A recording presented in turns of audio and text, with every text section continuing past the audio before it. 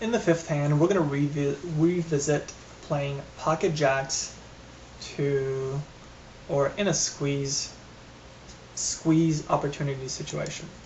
So we have been at this table for a couple of orbits, and Jazz Ass is playing quite wild over those couple of orbits, raising whenever he gets a chance, stealing with close to half the possible hands he can steal with. We've got somebody, red placebo, not many hands on him, but he flats the button, so whatever that means. We are in the small blind with jacks, and we still have a player, Muggins 8, who seems to be playing over those last couple of orbits pretty solid poker, just based on his numbers. So we got a decision to make. Do we call? Do we like a squeeze here? And if we squeeze, do we call a 4-bet from either or both players? Alright, so how do we play these jacks? I will give you a second to come up with... So right here I'm just checking how much pot is.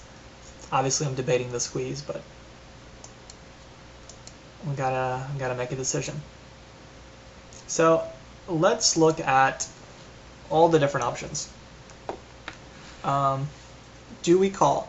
Well, just like in the previous examples, jacks have a lot of potential when you call.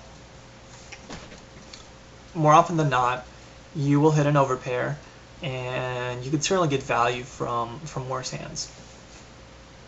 So we've got to consider that. Now, the other things we got to consider is how often does a player like Jazz interpret our 3-bet here as just your typical squeeze, trying to fold both of them out. And if that's the case, if he decides, if we can induce a 4-bet, then that's certainly a good thing for us, because in this case I feel like the jacks are going to be the nuts against either of these players based on how they're playing.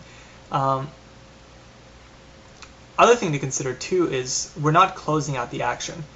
In the previous example, the jacks were closing out the action from two players who were fairly nitty, and I did not think would call us with worse, and certainly would not 4-bet us with worse.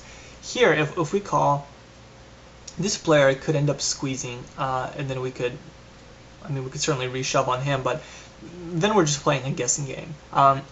I think if we were to re-raise, this should say re-raise here. Re-raise and fold is absolutely the worst option. If we're re-raising here, it's 100% for value, 100% to get shoved on by worse, or to induce, to either induce a shove from worse, or for them to call with just a worse hand. So out of all these options, I like B. I think these players just prime for reading my squeeze as whatever. They're just not going to believe me, and they're going to either reshove or call and try to outplay me in position. So one of them calls, and I flop gin. Now, we actually have another decision on whether we want to check this or bet this. I think in this case I'm going to bet small and try building a pot.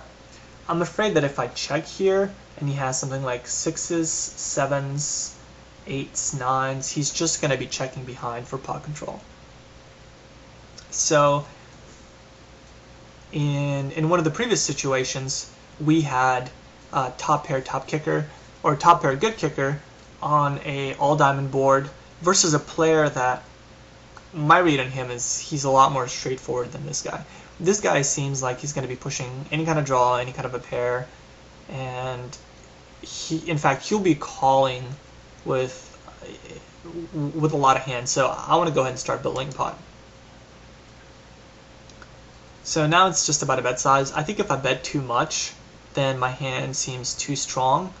So given the fact that I have top set, I want to bet a little bit less to entice him to either raise me or flat call with a worse hand.